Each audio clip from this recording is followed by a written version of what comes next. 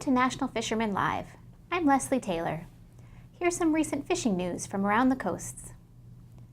The Kenai River is closed for sports fishing of king salmon effective 1 minute after midnight on July 25th.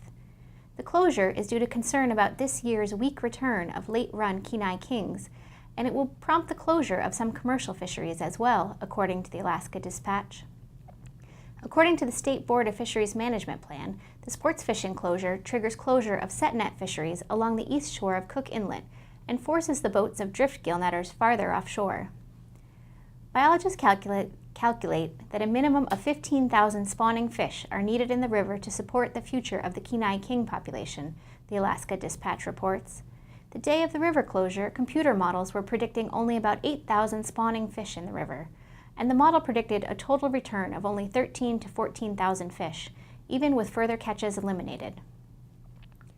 In California, state and federal wildlife officials have unveiled plans to restore 3 Central Valley fish species in danger of extinction, according to the Sacramento Bee. 2 plans, one from the National Marine Fisheries Service and one from the California Department of Fish and Wildlife, outline actions designed to assure the long-term health of the endangered Sacramento River winter run Chinook salmon, threatened Central Valley spring run Chinook salmon, and threatened Central Valley steelhead.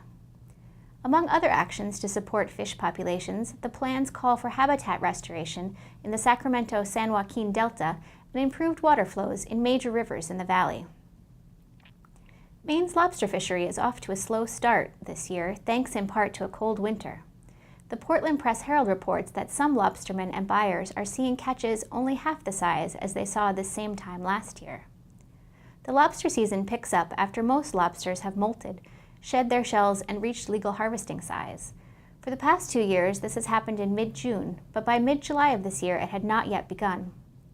State lobster biologist Carl Wilson told the Portland Press-Herald that it's not that this summer's molt is particularly late, but that the molt happened particularly early the last 2 years. He expects the lobster season to end up a strong one.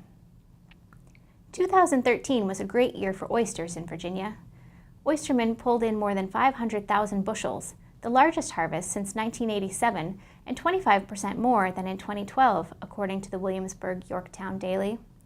State investment in oyster replenishment programs is one of the reasons for the record harvest, said Virginia Secretary of Natural Resources Molly Joseph Ward.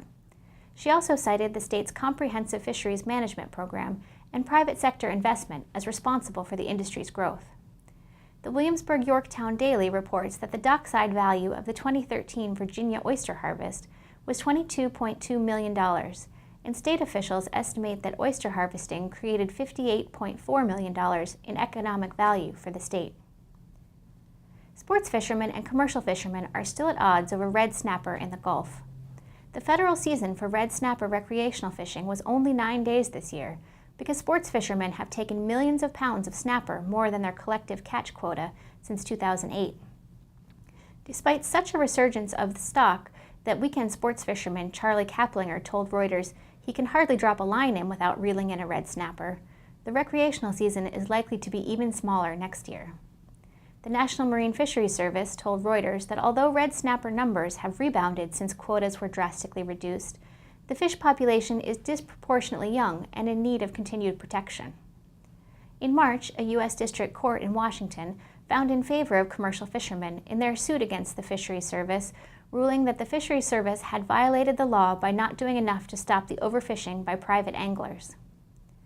In August, a Fisheries Service Advisory Council will hold hearings to find a solution that considers the needs of recreational fishermen while still allowing commercial fishermen to make sustainably harvested red snapper available to the public. For more commercial fishing news and analysis, subscribe to National Fisherman Magazine, visit our website at www.nationalfisherman.com, or subscribe to our twice-weekly e-newsletter. For National Fisherman Live, I'm Leslie Taylor.